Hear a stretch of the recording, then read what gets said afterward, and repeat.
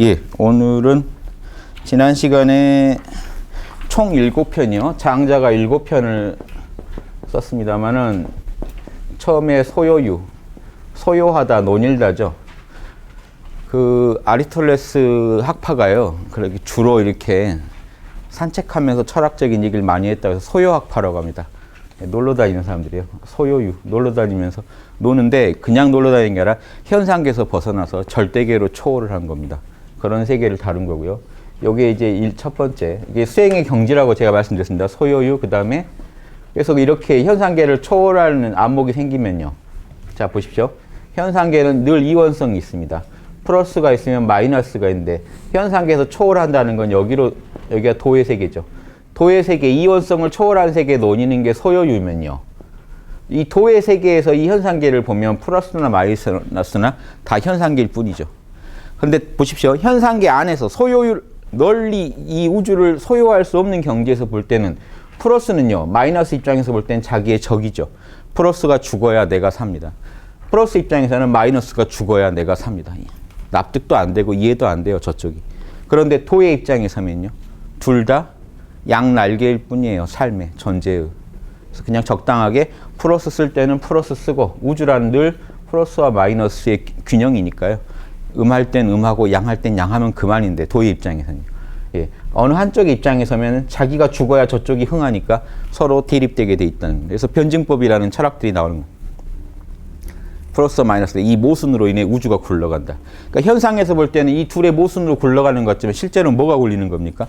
플러스 마이너스를 처음에 존재하게 하는 것조차도 도가 하는 겁니다. 그래서 변증법 유물론, 특히 유물론 이렇게 심하게 공부하는 친구들이 저한테 변증법 유물론에 의하면 정반 이렇게 우주가 음과 양이란 말도 안 쓰지만 동양으로 볼 때는 음과 양의 모순으로 굴러갈 뿐인데 영원한 게 어딨냐? 영원한 거 있죠. 방금 그거. 변증법, 우주가 음과 양으로 굴러간다는 게 도죠. 그건 누가 만들었는데요? 만든 사람이 없어요. 그냥 있었지, 우주에. 그 도 때문에 우주는 늘 음과 양이 굴러가고 그 도를 우리 조상들이 멋지게 표현한 게 태극입니다. 플러스와 마이너스를 갈무리하고 있는 늘 플러스와 마이너스로 우주를 균형 잡아주는 그 힘, 그 법칙이 변증법 유물론이라고 하더라도 변증법 유물론, 즉 물질 세계에서마저도 그 음과 양의 변화를 일으키는 그 자리가 도고 태극입니다. 그래서 이게 도라고 하는 게 우주는 이 길에서 벗어날 수가 없으니까요. 심지어 유물론 주장하는 분들도 똑같은 주장을 하고 있다는 건 결국에는 이해되시죠? 그래서 자, 이원성을 초월하면 도니까 이원성을 초월하라가 소요유. 재물론은요. 물건들이 다 똑같더라.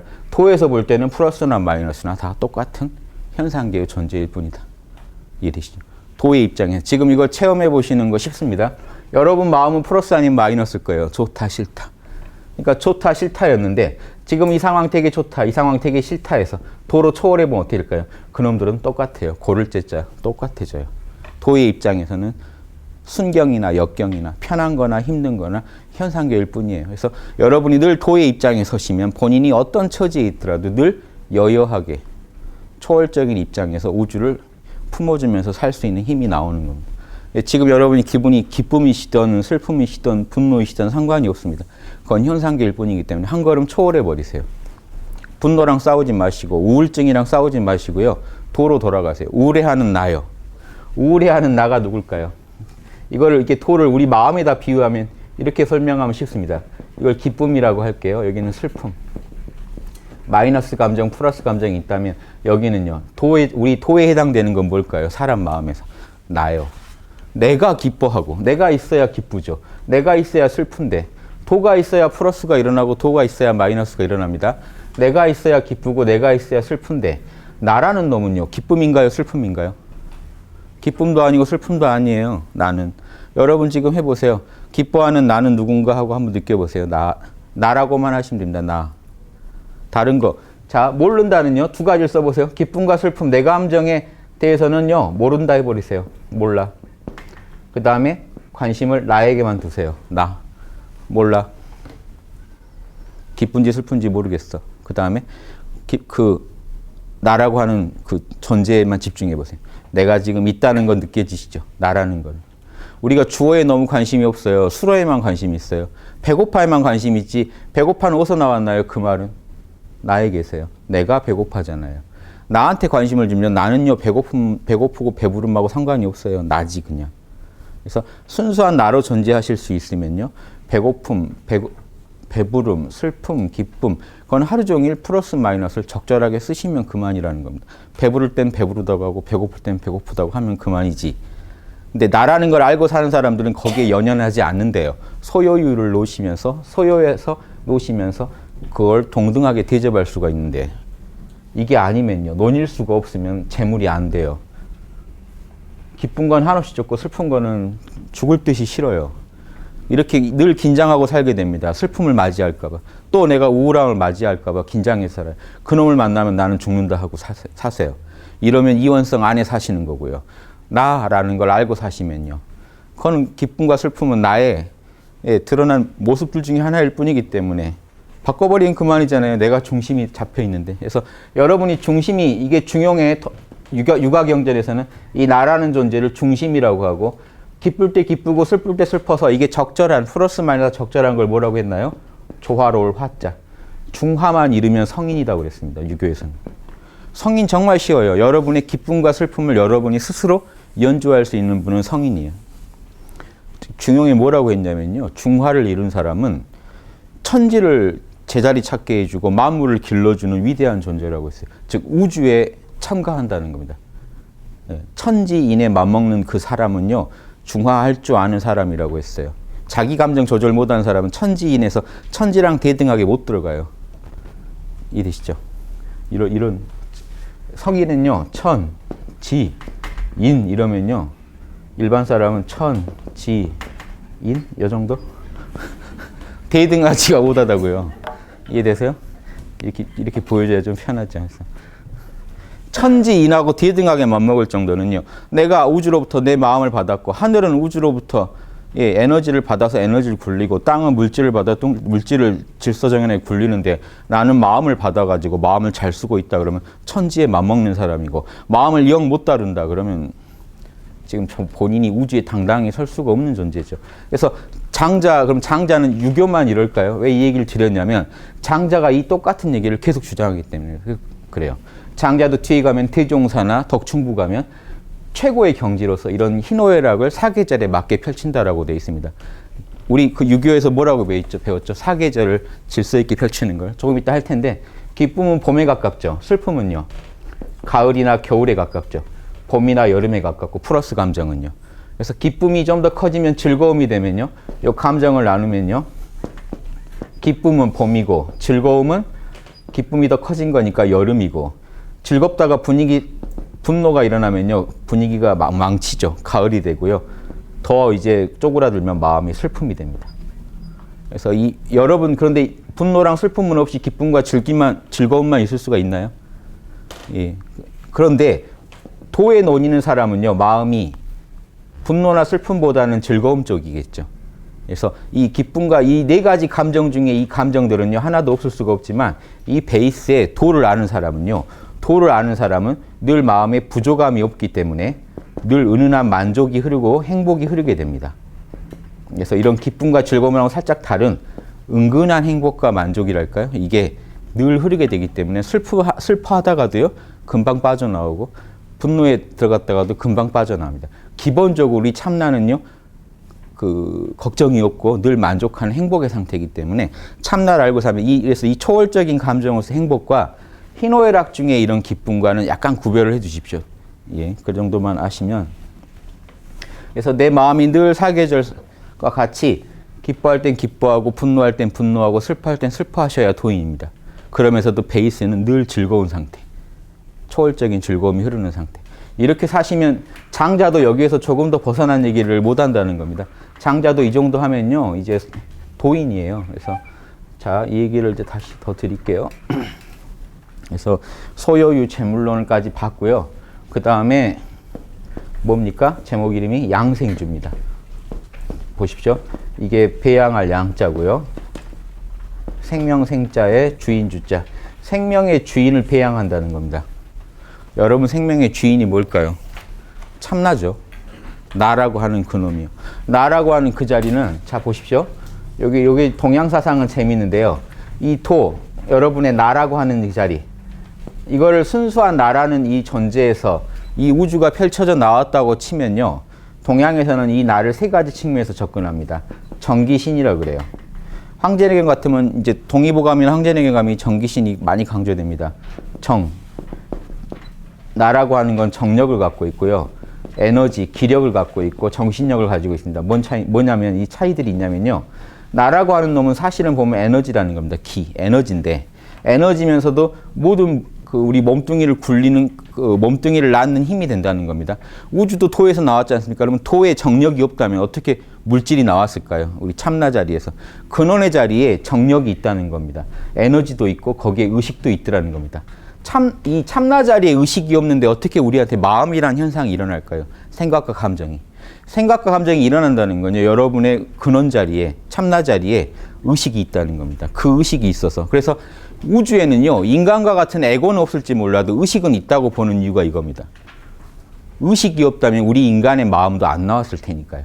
그래서 이 우주의 하느님 자리에는 인간적인 의식이 아니라 초월적인 의식, 순수 의식이 분명히 있다. 그렇기 때문에 모든 생명체의 의식이 나오는 거다. 거기에 분명히 물질성이 있기 때문에 이 정력이라는 거는 물질성을 말합니다. 부모의 정액이 만나면 아기가 하나 만들어지죠. 물질이. 하나의 우주가 또 탄생돼요. 그거를 근원적인 정력이 하느님한테 있을 거라는 겁니다. 근원적인 에너지가 하느님한테 있기 때문에 우주에 에너지가 존재한다. 그래서 물질성, 에너지성, 의식성이 나온 한 자리이기 때문에 여기를 우리가 동양에서 이렇게 그리면 태극이라고 하고요.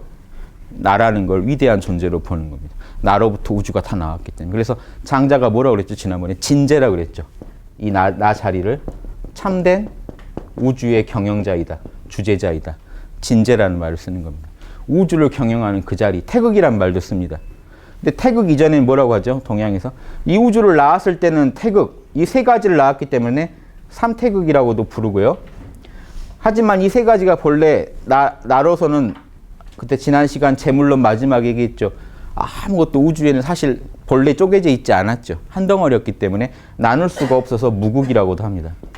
텅 비어있는 존재, 참나는 텅 비어있다고 할 때는 무국. 참나에서 우주가 세계의 우주의 제일 근원적인 구성 요소가 거기서 다 나왔다고 할 때는 이 천지인이 나온 자리로서 정기신이 나온 자리로서 그릴 때는 태극 이럽니다. 한 아버지인데 제가 항상 자주 그런 비유 들죠.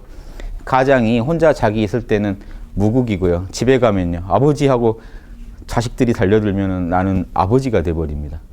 참나가 그래요. 참나가 본인 스스로 참나로서는 텅 비어있을 뿐인데 우주가 나온 뒤에 보면은 우주가 나오고 보면은요. 거기서 우주가 다 나왔기 때문에 우주 입장에서 아버지라고 부르고 거길 태극이라고 부르는 이해되시죠?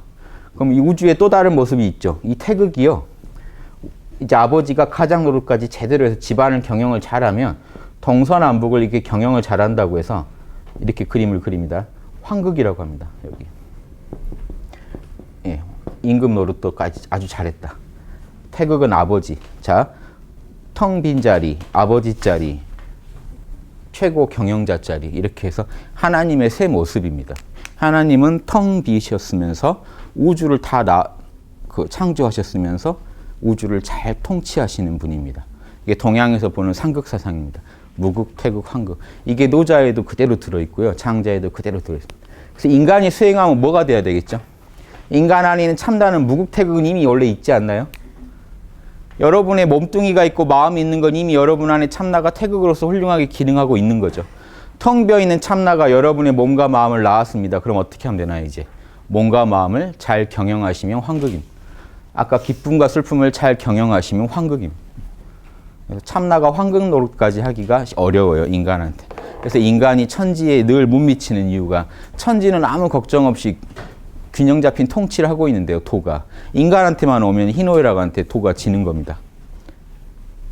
인간이 참 특이한 존재죠. 우주에서요, 도를 무시하고 자기 마음대로 할 수 있는 존재입니다. 그런 강력한 힘을 줬어요, 우주가. 왜 줬을까요? 더 높은 차원의 신성을 구현하려고요. 그 구현되고 안 되고 따라서 이제 아주 뭐 아니면 도가 뭐죠? 이제 큰 차이가 나는 겁니다. 스펙트럼이 엄청나요. 사이코패스에서 성자까지. 이 거대한 이 차이가 나는 이유가 하늘이 우주가 인간한테 큰 기대를 하고 많은 능력을 줬어요. 아주 비싼 인터넷을 사줬어요. 다른 동물한테는 안 준. 근데 그걸로 이상한 거 보고 있는 친구부터 그걸로 엄청난 아이디어로 우주를 이롭게 하고 있는 친구까지 그걸 활용하는 능력에 따라 역량에 따라서 차이가 나버리더라고요. 그거는 인간의 책임이지 뭐 우주의 책임이 아니죠. 그래서 인간이 스스로 책임을 져서 주체적으로 도인이 되기 위해서는 이런 공부를 해야 된다 해서 수많은 경전들이 나오고 있는 겁니다. 그래서 경전들의 모든 메시지는요. 인간들은 우주랑 틀려요. 인간은요. 놔두면 더 안 좋아져요. 상태가. 우주는 늘 한결같은데 인간은 그냥 마음대로 하라고 두면 상태가 안 좋아지게 돼 있어요. 이걸 받아들여야 됩니다. 그래서 예전 어른들은 다 우주는 자연이지만 인간은 비자연이라고 합니다. 자연 그대로가 아니다. 자기가 의식적으로 노력을 해야만 자연을 닮아가는 존재입니다. 왜 인간은 이렇게 만들었나요? 우주도 안 만들 수가 없었겠죠. 우주에는요, 이런 자연적인 존재, 비자연적인 존재가 같이 이루어가야 더 재밌기 때문에 우주는 더 풍성하게 만든 겁니다. 여기서 훌륭한 결과를 내려면 인간은요, 도를 알고 스스로 소요율을 누리고 재물론을 알고 양생주, 자신의 생명의 중심, 이 나라는 자리, 자신의 정력, 에너지, 의식을요, 확 수준을 올려야 됩니다. 자, 인간은 여러분은 여러분은 모두 인간으로서 이런 근원적인 생명력을 다 받았습니다. 여러분이 지금 보고 듣고 활동한다는 게요, 여러분 안에 다 태극 자리가 있다는 얘기예요. 그 태극 자리가 있는데 누구는 생명의 주인을 그 자리를 잘 배양하고 누구는 못 배양한다는 게 뭘까요? 인간은 부자연, 자연 그대로가 아니기 때문에 그냥 두면요, 이 본원적인 생명력을 갉아먹는 방식으로 살 수도 있어요. 황제내경에 보면 많이 나옵니다. 정기신을 갉아먹는.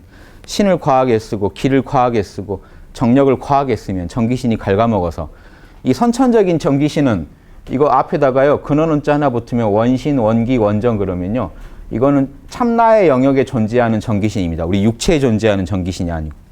보양 먹으면 원기 배양된다는데 사실 원기는 배양될 수 있는 게 아니에요. 우주적인 생명력이기 때문에 원기라고 하는 건 근원원자가 붙어버리면 선천의 영역이에요. 그런데 그 말을 쓸 수도 있는 이유가 뭐냐면 내 후천적인 정기신이 너무 갉아먹히면 어떻게 될까요? 선천적인 정기신 토가 발현이 안 돼요. 즉 원기가 없어진 거랑 똑같습니다. 드러나질 못하니까요. 마음의 개판으로 쓰면 마음을요, 참나가 드러나질 못하겠죠. 그게 원신이 소멸됐다, 원신이 안 나타난다, 이런 말을 쓰게 되는 겁니다. 원기가 쪼그라들었다는 건 여러분의 그냥 후천적인 에너지가 생명력을 많이 잃었다는 얘기입니다. 그러니까 근원적인 힘이 안 나와요, 밖으로.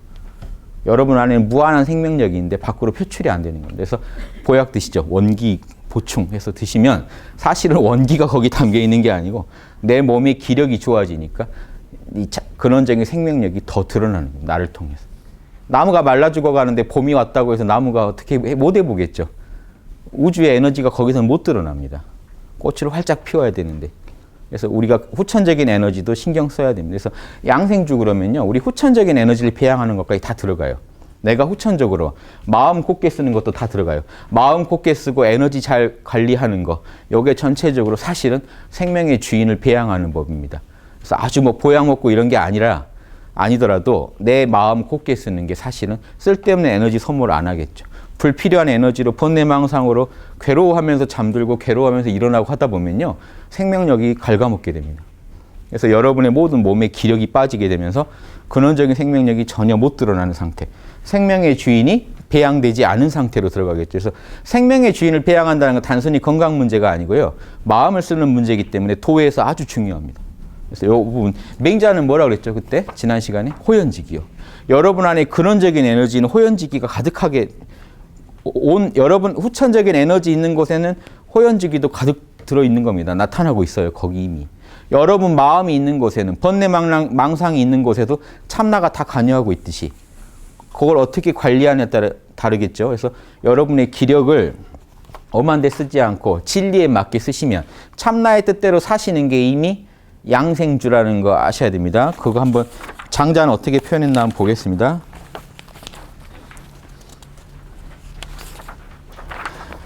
자, 11번이요. 선을 하되 명예를 얻을 정도로 하지 말고. 이 말은 뭘까요? 선을 적당히 하라는 얘기입니까? 자, 양생주의 비방을요, 장자한테 배워볼게요. 자, 양생주의 비방을 배우겠습니다. 양생주는요, 선을 하되, 선을 하라. 선을 하라고 했죠. 선을 하되, 명예를 얻을 정도로 하지 마라.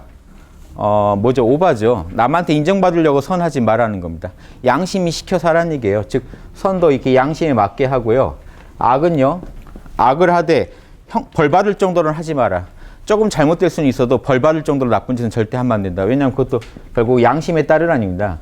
선이나 악이나 사실은 포인트가요, 선악이 있는 게 아니라 양심. 자기 양심에 깨끗하게 살아가라는 겁니다. 그래서 선을 할 때도 과하게 하려고 하지 말고, 악을 할 때도 절대로, 혹시 악을 하게 되더라도 절대 어떤 남한테 피해가 되지 않은 선에서 멈춰야 된다는 얘기입니다. 그렇게 양심에 맞게 살으라는 얘기예요, 그냥. 그러면요, 양생주가 돼요. 생명의 주인이 배양돼요. 이렇게만 살아도 생명의 주인이 좋아해요. 여러분 양심이 좋아하면요, 에너지도, 아까 전기신이 원래 하나 다 모여서 여러분의 존재의 중심이 나라는 거기 때문에, 존재의 중심이 좋아하기 때문에요, 몸의 생명력도 넘치고 마음도 뿌듯해요. 그 생명력에 갉아먹는 현상 보실래요? 간단한 거. 여러분 버스 탔는데요, 지금 사실은 몸이 되게 건강해요, 너무. 근데 앉아있는데 옆에 할머니가 다리를 쩔뚝이시면서 오셔서 딱 섰어요. 자, 이때 눈을 딱 감으시잖아요. 누가 아무도 안 시켰는데 마음이 쪼그라들죠. 이해되세요? 마음이 쪼그라들어요. 아무도 몰라요. 그 사람이 진짜 졸려서 자는 수도 있잖아요. 주변 사람들이 아무도 신경 안 쓴다 하더라도 본인은요, 본인의 생명의 주인이 알잖아요. 어떻게 돼요? 계속 쪼그라들어요. 불편해요. 그분 내릴 때까지. 그분이 딴 데 앉을 때까지. 그쵸? 요 미묘한 마음이요, 내가 지금 그 순간에 되게 내 생명력을 쪼그라들게 했다는 겁니다. 그래서 나는 생명력, 내 몸뚱이 편한 것보다 생명력이 중요하다면 벌떡 일어나는 거고요. 그래도 몸뚱이가 더 중요하다 하면 앉아서 이제 버티는 겁니다. 이해되시죠? 저도 자주 해봤기 때문에 압니다만 생명력이 위축되는 그 현상을 견디면서 버티고 있어요. 재밌잖아요. 우리 우주는요, 그렇게 돼 있다고. 이걸 맹자는요, 뭐라고 표현인지 한번 보실래요? 그 부분에 대해서. 맹자 호연지기가 뒤에 나오네요. 지난번에 맹자 한 얘기, 지난번에 했던 얘기 한번 보실래요? 3페이지요. 요게 맹자랑 장자가 묘하게 같은 시대에 비슷한 철학을 얘기하고 있다고 말씀드렸죠. 호연지기 다시 한번 보실래요? 나는 나의 호연지기, 호연하다는 건 탁 크고 크다는 겁니다. 확 트인 그 에너지. 여러분이요, 양심대로 살 때 마음이요, 확 튀죠. 그때 만약에 벌떡 일어나셔서 자리 양보 흔쾌하게 했다면요, 가슴이 되게 뿌듯한 게 뭔가 있을 겁니다. 남은 몰라도 자기는 알아요. 그 확 트인 뿌듯한 마음에 감응하는 에너지가 확 트인 에너지예요. 양심적으로 살 때 느껴지는 에너지인데요. 이 호연지기가 말하기 어렵다. 그 기운됨은 지극히 크고 지극히 강해서 똑바로 배양하여 상하게만 않으면, 이 말이 힌트인데요. 이걸 한문으로 볼게요. 직양. 이 양심자리를요, 양심이자 여기가 뭐죠? 호연직이라는 순수한 에너지 자리입니다. 아까 전기신이 하나라고 했습니다. 에너지와 이 마음이 하나예요. 이 순수한 마음의 순수한 에너지가 하나인데, 그놈들은요, 직양, 곧게 길러, 정직함으로 길러야 돼요. 정직하게 길러서, 자 보십시오. 직양이 무해. 해만 주지 않으면 된다. 해롭게 안 하면 천지에 꽉 차게 돼 있다. 이 기운은 정의와 진리와 짝을 하기 때문에, 이 기운이 없다면 정의와 진리도 쪼그라든다. 반대도 가능해요. 정의와 진리를 여러분이 양심을 어기면요, 아까 그 마음이 쪼그라든 게 호연지기가 쪼그라든 겁니다. 반대로 호연지기가 확 마음에서 기운이 확 펼쳐질 때는요, 마음도 너그럽고요, 이 정의의 마음이 밖으로 나가요. 이 둘이가 서로 영향을 좀, 왜냐하면 하나이기 때문에 원래. 그래서 이 호연지기와 이 양심이 같이 가는데, 요놈을요, 올바르게 곧게 배양해서 해치지 않는다는 거 뭘까요? 여기서 지금 맹자가 한 말은 양심적으로 살으란 얘기예요. 그냥 그 부분이요, 뒤에 얘기가 나와요. 그래서 그건 포정 얘기까지 보고 볼 텐데요. 미리 한번 볼까요? 미리 9페이지 가시면요, 호연지기는 정의로움을 쌓아서 생겨나는 것이다. 정의롭게만 살면 된다. 정의란 불시에 쳐들어가서 얻을 수 있는 물건이 아니다. 실천할 때 마음에 뿌듯함이 없다면 이 기운은 쪼그라들게 된다. 이해되세요? 양심에 어기시면요, 이 호연지기는 그냥 쪼그라들어 버려요. 여러분 마음이 쪼그라든다는 느낌이 드셨다면 이미 호연지기도 쪼그라든, 몸도 위축돼요. 몸이 양심적으로 여러분이 하셨을 때는 좋은 호르몬이 나와서 팔다리도 탁 이렇게 너그러운데요, 마음이 쪼그라들면 팔다리도 긴장되고 위축돼요. 얼마나 이게 놀라운 신비입니까? 봄이 되면 나무에서 꽃 피는 것만큼 신비한 거예요. 여러분이 양심을 지켰을 때는 온몸이 꽃을 피는데 봄 기운이 훈훈한데 어겼을 때는 가을 기운이 와요. 쪼그라들어요. 그래서 사시사철이 다 이렇게 고루, 도의 입장에서 볼 때는 고루 좋지만 그래도 이왕이면 플러스가 좋죠. 봄 기운이 더 좋아요. 그래서 늘 사람들이 꿈꾸는 천국이라는 건 장춘세계라고 합니다. 늘 봄 세계. 늘 봄, 즉 훈훈한 사랑이 감도는 그 사회를 봄에 비유하잖아요. 그 봄의 기쁨. 참나가 원래 기쁨이라서 그래요. 참나는 원래 만족이고 행복이고 기쁨이라 감정 중에서도 기쁨이 더 참나를 닮았죠. 그래서 희노애락이 고루동등하면서도 늘 우리는 올바른 일이 이루어졌을 때는 기쁨이 찾아옵니다. 슬픔보다는. 그것도 아셔야 돼요. 예, 그래서 이 늘 훈훈한 마음을 유지하는 훈훈하게 양심에 걸림없이 사시기만 하면요. 사실은 그게 뭡니까? 여러분의 생명력을 가장 잘 배양하는 방법이다라고 맹자가 얘기했죠. 장자는 다를까요? 똑같아요. 자 보십시오. 그 얘기를 합니다. 선을 하되, 즉 선은 하라. 악은요. 하지 말아죠.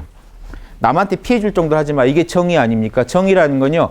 내가 당해서 싫은 걸 남한테 하지 말아거든요. 맹자가 정의를 쌓으면 호연지기는 알아서 길러진다. 즉, 자 보십시오. 이 말이 아주 놀라운 힌트가 있습니다. 곧게 계양하되 해치지만 마라.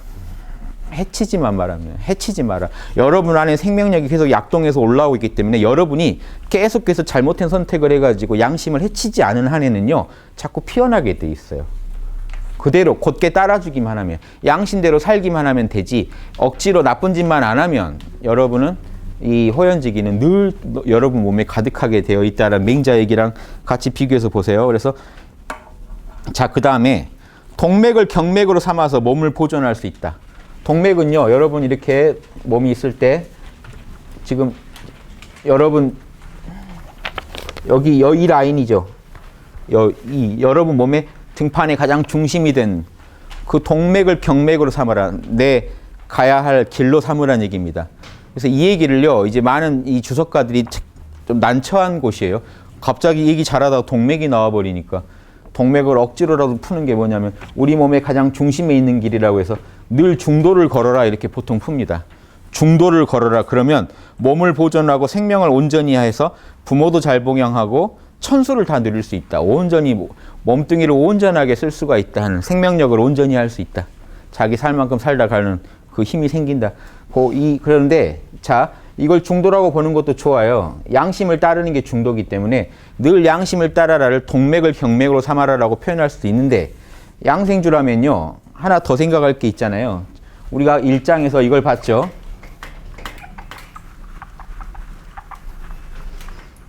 자, 이 얘기는 조금 이따. 자, 여러분 몸을 이렇게 그냥 그려볼게요. 여기가 머리입니다. 머리 부분, 여러분 아랫배 부분이라고 했을 때, 자,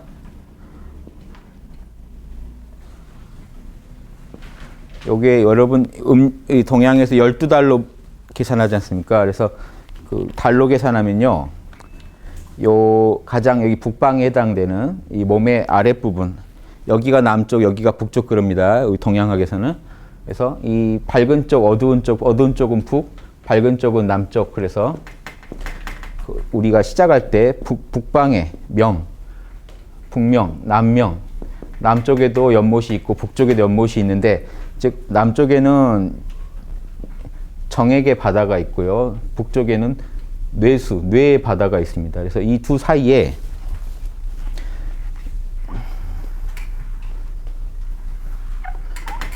일단 요거는 좀 지울게요. 헷갈리시니까. 자, 이쪽이 머리 쪽, 이쪽이 배 쪽인데, 여긴 뇌가 있고요. 여긴 뇌수구. 여기는 이제 신장 쪽이 담당하는 거죠. 우리 단전이라고 생각하시면 돼요. 동양에서는 이 정력의 바다가 있어요. 그래서 환정보내라고 여기 있는 이 정력을 이 북쪽에다가 보내주는 건데, 머리 쪽에다 보내주는 건데요. 자, 이 생명력을 지금 1장에서 물고기라고 했고, 여기를 남쪽 연못이라고 했습니다. 남쪽에 있는 연못. 물고기가 여기 가려면요, 새가 돼서 날아가야지 물고기가 바로는 못 가지 않습니까? 이 비유들이, 장치들이 이 단학에 대한 아주 훌륭한 설명서입니다. 단학, 우리 몸 안에서 음양의 기운을 순환시키는 비법이요. 그래서 이쪽에서 처음에 에너지가 약동할 때 자합니다. 자축인명의 자는 쥐새끼인데요. 쥐가 어두운 밤에서도 엄청난 번식력, 새끼를 잘 칩니다. 그러면서 정말 부지런하게 움직여요. 강한 양기인데요. 너무나 약한 양기죠. 작죠. 어둠 속에서 캄캄한데 음이 지극한데, 태극으로 치면 음이 지극한데 여기에 양기 하나가 일어나서 강한 번식력으로 뻗어나간단 말입니다. 그래서 그 음력 지금 11월을요. 해가 가장 짧아진 동지에 해당되는 음력 11월에 다시 태양이 길어지기 시작하는 걸 상징하면서 쥐를 그 월의 상징으로 삼습니다. 그래서 쥐가 이제 양기를 일으키면 그 양기가 잘 자라야 되잖아요. 그럼 소처럼 일을 잘해야 그 양기가 안 죽고 잘 살아 올라갑니다. 소같이 자꾸 여기서 일을 잘해줘야 돼요. 이제 뭐냐면 이제 탄생을 준비한 작업입니다. 이 양기가 밖으로 태어날 때는 언제일까요? 자축, 여기는 음력 12월이죠. 음력 정월 지나서. 음력 정월에서는요, 호랑이라고 하죠. 호랑이. 왜 호랑이를 비유하냐면요, 그때 싹이 터요. 땅 속에서 틉니다. 그 단단한 씨앗을 뚫고 터집니다. 그게 호랑이 기운이라는 겁니다. 그런데 아직 하늘 이는 못 봤어요. 땅 속에서 자라지. 그래서 춘분 때, 춘분 가야 땅 위로 싹이 올라옵니다. 그래서 이 춘분 때가 뭐냐면 음력 2월이죠. 묘월. 자축, 인묘, 진, 사, 헷갈렸네요. 진사오, 여기는 정오. 우리가 정오라고 하죠. 정오다 하는, 이게 남방을 말합니다. 정남방을 정오 그럽니다. 그래서 시간으로도 이제 자축인묘로 치면, 이걸 시간으로 치면 언제입니까? 자시가 11시에서 1시. 이렇게 따지면 정오도 나오겠죠. 시간과 방위가요, 고대는 다 자축인묘로 다 계산합니다. 그래서 이 묘월에요. 묘월, 자축인 묘는 싹난다고 한자도 이렇게 씁니다. 싹이 이렇게 땅 위로 올라온 모습. 묘월에 그 이제 땅 위로 우리가 생명체가 보이게 된 거죠. 자, 그래서 기독교 크리스마스 때요, 12월 25일은 동지 3일 뒤입니다. 태양이 동지 때 12월 20일에 딱 제일 아래까지 갔다가 3일간 쉬다가 25일부터 다시 치고 올라가기 시작해요.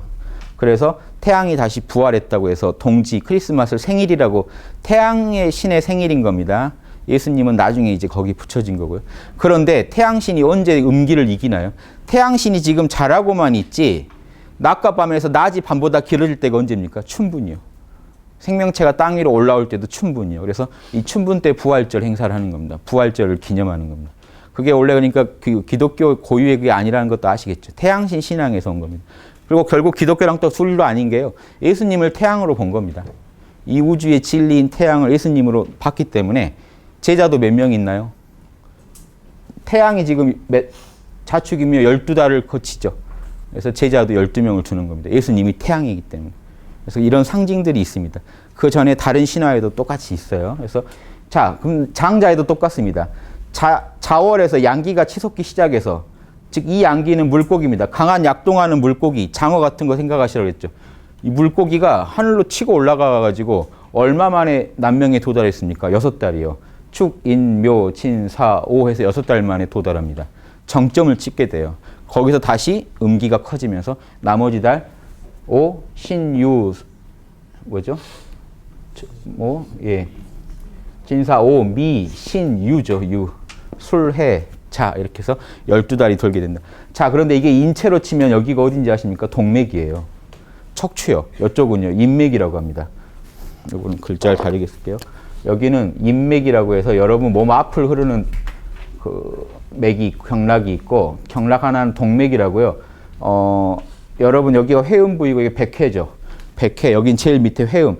회음에서 백회까지 올라가는데 6달이 걸리잖아요. 회음에서 백회까지 올라가는 이 관문들이 있고, 등 뒤로요. 동맥에, 인맥에 이제 여기서 백회에서 다시 정수리 지나서 회음으로 내려가는 이걸 인도에서 차크라라고 그러죠. 이 센터들이 있어요. 동양에서. 그래서 이 앞에 6개, 뒤에 6개가 있습니다. 어디냐면 회음, 그 다음에 꼬리뼈 쪽이요. 그 다음에 하단전 뒤쪽에. 꼬리뼈 쪽이 하단전 뒤죠. 여기가 배꼽 뒤쪽. 그 다음에 여기는 심장 뒤쪽이 묘예요. 그 다음에 목 뒤가 묘. 그 다음에 진이고, 사가 뒤통수요. 오가 이제 정수리죠. 오, 신, 여기 이마, 여기 보통 인당이라고 하는 데죠. 이 신, 여기 목, 앞뒤로죠 지금.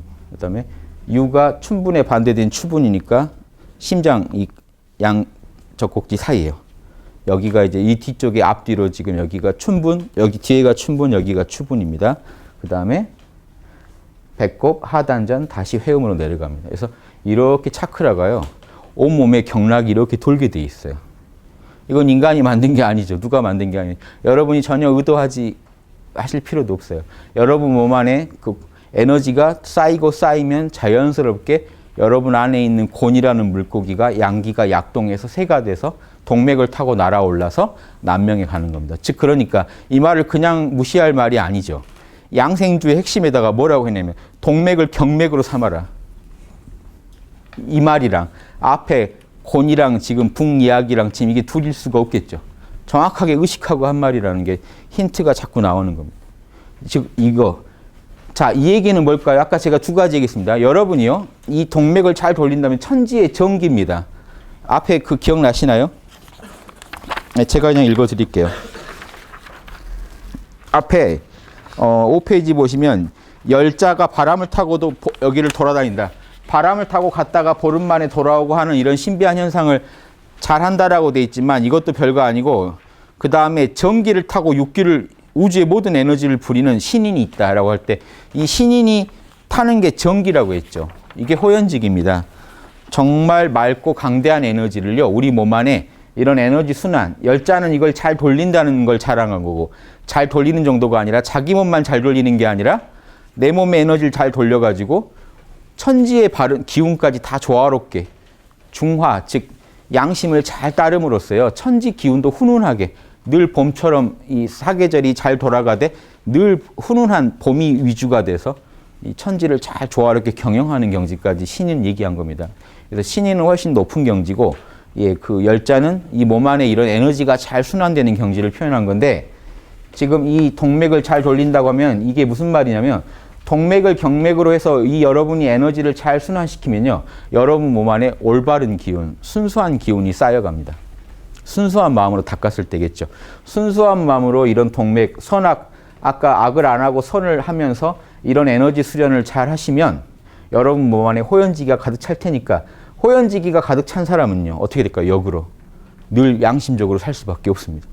에너지와 이 마음이 서로를 대주면서 여러분의 근원적인 생명력, 에너지와 마음 모든 걸로 이루어져 있는 여러분의 생명력이 건강해진다는 것도 아셔야 됩니다. 그래서 동맥을 경맥으로 삼으면 몸도 잘 보존되고 생명도 온전히 되고 이런 현상들이라는 맹자가 호연지기는 천지에 꽉 찬 기운이다. 그거 잘 기르고 해치지만 않으면 예, 천지에 그 기운이 꽉 찰 거다. 이런 얘기랑 같은 맥락이 같다는 겁니다. 자, 그러면 지금 에너지 얘기를 좀 많이 했죠. 지금 에너지 얘기를 많이 한 게 아니라 에너지 기르는 비법도 얘기해줬고 동맥을 경맥으로 삼아라. 여러분 뒤에 동맥으로 항상 에너지를 올려보낼 수 있어야 된다는 겁니다. 곤이 붕세가 되게 할 수 있어야 된다는 겁니다. 그리고 선악에서 늘 양심을 택할 수 있어야 된다는 얘기입니다. 그렇게 하는 거를요, 좀 실질적인 우화로 하나 설명을 해줍니다. 장자가. 좀 전에 얘기는 추상적인 얘기들이 많잖아요. 좀 리얼하게 와닿게 이제 장자가 설명을 해주는데 유명한 얘기 있죠. 양생주의 포정 이야기. 포정 그러면요, 정이라는 요리사, 포이는 숙수라고 하죠. 요리사를 말합니다. 그러니까 보통 그냥 단순한 백정이라고 생각하시면 안 돼요. 포정 그러면 정이라는 왕이 아주 총애하는 요리사를 얘기하는 겁니다. 자, 누구 왕이냐면요. 거기 보시면 나오나요? 누구 왕인지? 예, 문해군이라는 분이죠. 그 문해군이라는 이제 임금한테 그 신하인 정이라는 요리사가 뭐라고 얘기하냐면요. 신이 좋아하는 건 도이지 기술이 아니다. 기술보다 훨씬 뛰어난 도라는 게 있다. 기술은요, 에고가 재능이 좋은 걸 말하는 거고, 도는요, 이 우주의 근원적인 힘과 영감과 지혜를 끌어다 쓰는 걸 말합니다. 양심 안에서 발현한 거예요.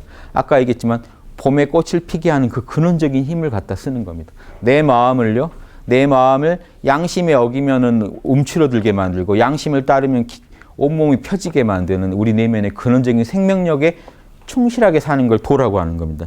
그래서 이 기술은 이원성의 세계에 있죠. 기술은 장단이 있지만 도는요, 그런 걸 다 초월해요. 그래서 이 기술에 의존해서는 안 되고 도에 의존해서 나는 소를 잡는다. 소 잡는 비유를 씁니다. 소는 뭘까요? 여기서 뭐랄까요? 세상사라고 보시면 돼요. 여러분이 마음을 써서 하시는 모든 일을 소라고 보시면 돼요. 여러분이 지금 다루시는 일, 여러분의 소를요, 여러분 잘 잡으십니까? 능숙하게 요리를 하시나요? 도에 선 사람은 능숙하게 요리를 하는데 본인이 플러스나 마이너스 어느 한 입장에 서 계신다면 요리가 잘 안 돼요. 플러스는 마이너스가 요리가 안 돼요. 칼이 부서져도 요리가 잘 안 돼요. 요거 아셔야 됩니다. 제가 이번에 그 정치에 대해서 좀 강의 하나 해서 올린 게 있는데 거기 그 얘기를 합니다. 진보건 보수건 어떤 이념에 얽매이지 마시라고요. 플러스 마이너스 나는 진보 나는 보수 여기에 얽매이면 도가 안 보여요. 그래서요 공은 괴로 쓰는데 결과물이 안 나옵니다. 도의 입장에 서면요. 플러스 쓸 때는 플러스 쓰고 마이너스 쓸 때는 마이너스 쓰시면요. 정말 순조롭게 자신이 우주를 경영해 갈 수가 있다는 겁니다. 사회도. 그런 이제 리더들이 나왔으면 좋겠다는 거고요. 그런 리더는요. 자기 마음부터 잘 경영합니다. 자기 마음의 플러스 마이너스도 잘 경영해요. 보십시오. 처음 신이 소를 해체할 때는 오로지 소만 보였습니다. 소 틀을 때는요. 그 일만 보여요. 어떡하지? 이 큰일. 나라를 다스린다든가 가정을 경영한다든가 뭐 본인이 지금 맡은 일이 있죠. 직장에서 자기 일을 한다든가 이렇게 큰 일만 보여요. 그러더니 3년이 지나니까 전체적인 소가 보이지 않습니다. 소가 이제 쪼개져서 보여요. 뭔 말일까요?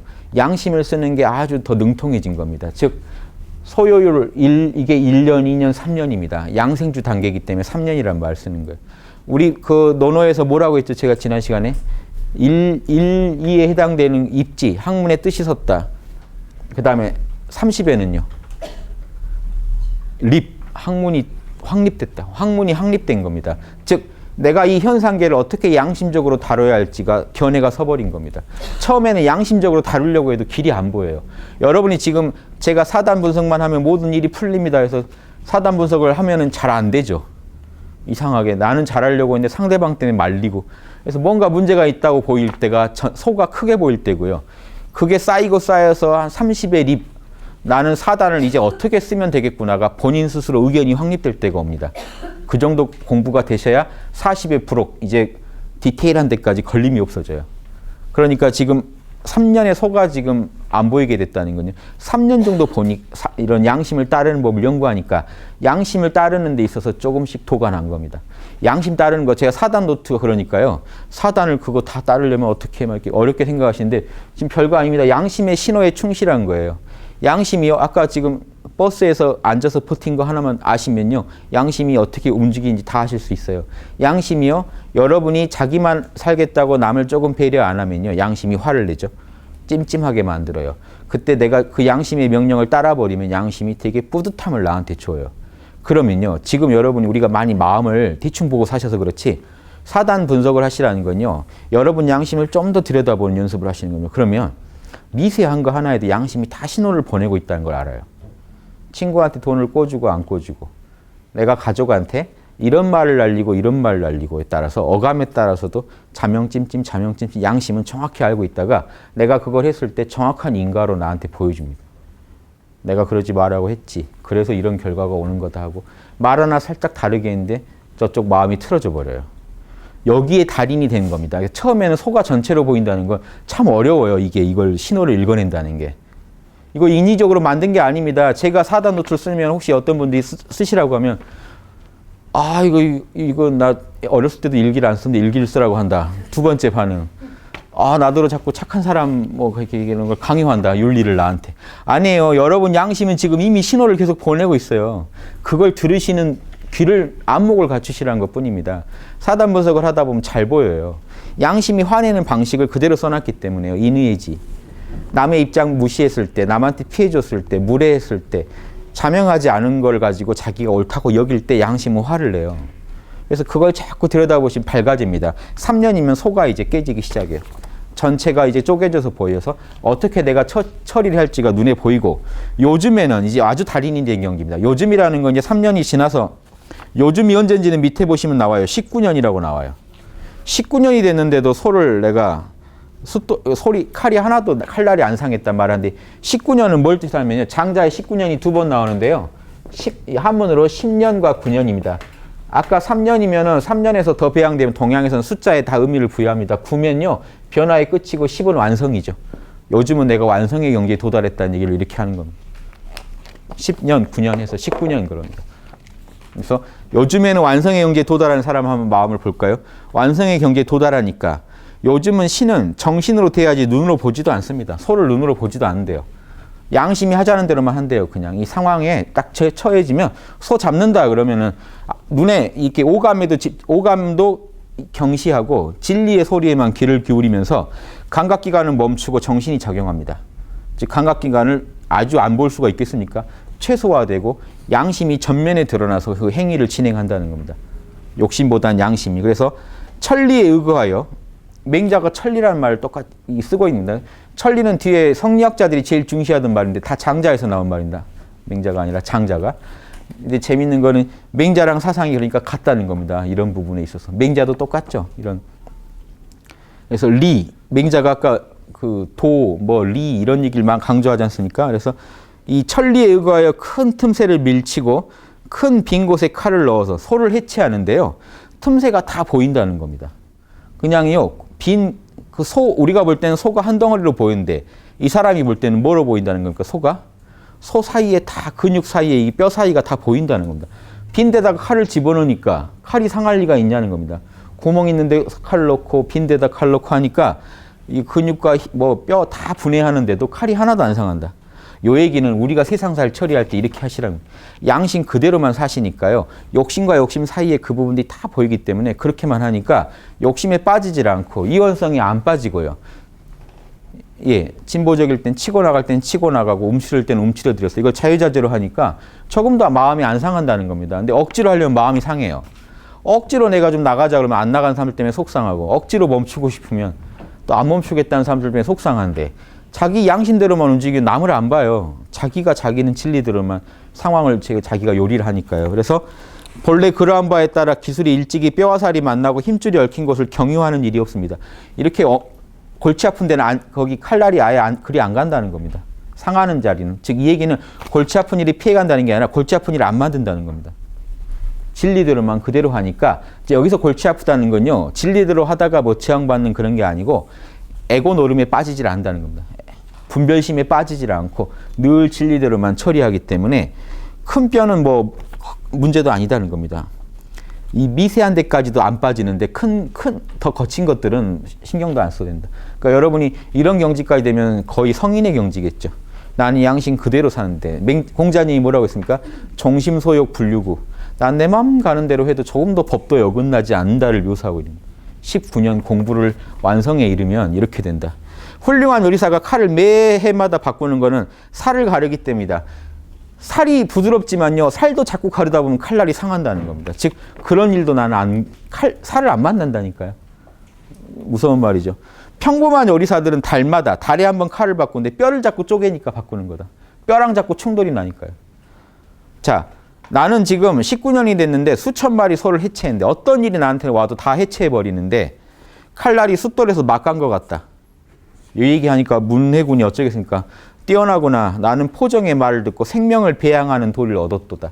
이래야 말이 되지. 만약에 소 잡는 얘기로 보면은 생명을 배양하는 도리랑 아무 관계가 없죠. 생명을 해치는 도리를 이제 알겠구나. 죽일 때 이렇게 해서 죽이면 잘라도 자른 게 없겠구나. 이런 게 아니고 세상사를 요리하는 비법을 얘기해 준 겁니다. 포정이. 그래서 맹자가 얘기한 거랑 맞춰보십시오. 호연지기는 정의로움 쌓아서 생긴다. 정의란 내가 당해서 싫은 걸 남한테 하지 말자지 않습니까? 맹자 말로는 뭐죠? 수호지심. 남한테 부끄럽고 밉고 화나는 그런 일을 아예 저지르지 말자는 얘기입니다. 그래서 실천함에 늘 뿌듯하게 하는 거지 이 뿌듯함이 없어지면 이 호연지기, 바른 기운은 쪼그라들어 버립니다. 호연지기를 기르려면 해야 할 일을 반드시 할 뿐 바로잡으려 하지 말고 이게 진리면 그냥 하지 더 잘하려고도 안 하고 아까 지금 장자가 한 얘기는 뭡니까? 지금 맹자 장자 막 헷갈리는데요. 장자가 한 얘기는 뭡니까? 선을 하되 명예를 얻으려고 하지 마. 더 잘하려고 하지 마라. 선이면 딱 거기서 멈춰야지 더 잘하려고 하지 마라. 혹시 악을 하더라도 절대 잡혀갈 정도로 벌 받을 정도는 하지 마라. 그래야 양심이 뿌듯하니까요. 다른 표현입니다. 호연지기를 기르려면 반드시 해야 할 일만 할 뿐이지 양심에 맞게 살 뿐이지 양심보다 더 선하려다가는요. 이게 명예를 얻기 위해서 한 거 아닙니까? 욕심 아닙니까? 그것도.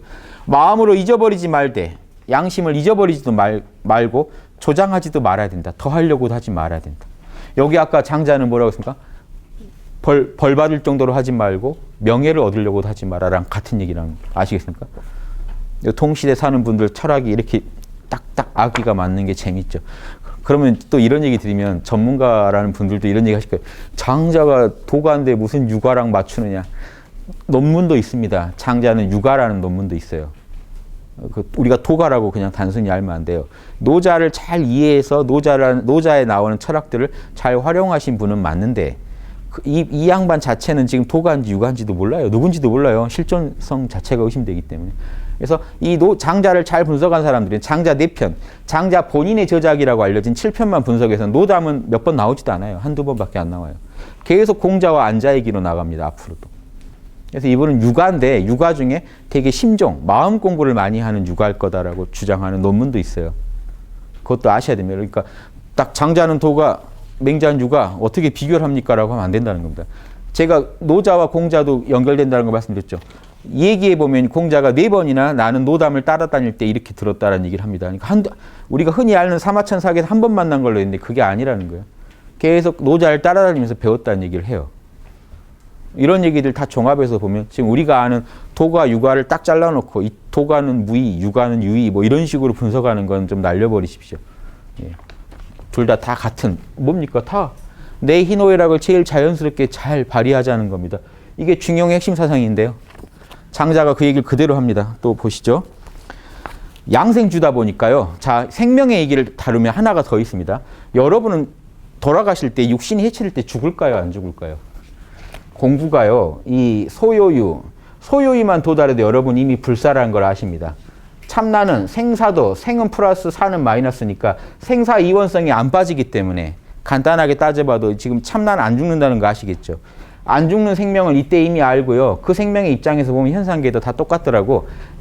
양생주라는 건요. 그 생명의 주인을 적극적으로 배양하자는 거기 때문에 배양하는 비법은요. 동맥을 경맥으로 삼아라. 요걸 자꾸 돌리면 뭐가 되지 않습니까? 죽어도 여러분의 에너지가 안 흩어지고 여러분 정신을 보호해주는 경지에 도달해요. 육체를 그냥 허물벗듯이 벗고 여러분은 이 우주에서 여러분의 에게 주어진 사명을 충실하게 살아갈 뿐인. 그래서 이런 존재가 지금 신선사상의 지금 근원을 다루고 있는 겁니다. 여러분이 육신을 벗어도 여러분의 마음만 남는 게 아니라 여러분의 이런 우주적인 정기, 아까 뭐라 그랬습니까? 정기를 타고 육기를 부린다고 했죠. 그렇게 에너지를 부린 사람은 마코야 신인처럼 늘 피부가 처녀 같다고 그랬죠. 한결같고. 육신이 아니라니까요. 그런 몸들은. 에너지체를 말합니다. 여러분 안에는 에너지의 몸이 있다는 겁니다. 장자는. 그래서 그걸 배양하라는 걸 우리가 이 양생주, 즉 참나를 깨친 뒤에는 그때 매미는 참나 깨치고 매미나 비둘기는 여기서 만족을 하는데 장자는 만족을 안 하고 뭘 하라고 그랬죠? 기운을 계속 곤이 북리돼서 날아가라고 했습니다. 우주의 기운을 부릴 수 있는 우주에 꽉 찬 에너지, 바른 에너지를 기르라고 했죠. 그 기름이 이제 이 3단계에서는 본격적으로 나오는 겁니다. 그 기름을 잘 하는 사람, 잘 기른 사람은 육체를 초월해서도 생명을 이어간다는 얘기를 하는 겁니다. 그래서 13편 보십시오. 13번. 기름은 뗄나무에서 다하지만 지금 불은요, 뗄나무를 다 태워버리면 그 나무가 다 타면은 기름은 거기서 끝나요. 태울 기름이 더 없죠, 나무에서. 하지만 불은 전해져서 다함을 알 수가 없다. 즉 여러분의 육신은 지금 가다가 쓰다가 다 쓰게 되면 정지를 하지만 그 뗄나무에 타오르던 불은요, 그 정신은, 그 생명은 영원히 계속 이어진다라는 일. 이걸 윤회론으로 볼 수도 있는데요. 윤회론도, 장자는 윤회론입니다. 생명은 우주에서 끝없이 돌고 돈다고 봐요. 플러스 마이너스 세계는 그럴 수밖에 없겠죠. 플러스가 마이너스 되고 마이너스가 플러스 되는 이 음양의 세계에서는 돌고 돌 뿐이지만 생명의 본체는 영원하다라는 얘기를 얘기하는 건데, 여기서는 하나 더해서 그 생명의 주인을 잘 배양한 사람은 맹자가 뭐라고 했죠? 천지에 꽉 차는 그 강대한 에너지를 갖게 된다. 그런 좀 신비한 영역의 얘기를 하는 겁니다. 그래서 생명의 주인을 잘 배양한 사람은 육체를 초월해서도 자신의 정신을 온전히 유지할 수 있다는 얘기를 하는 겁니다. 불은 다하는 법이 없다. 이 얘기 아시겠죠? 예, 5분 쉬고 다시 하겠습니다.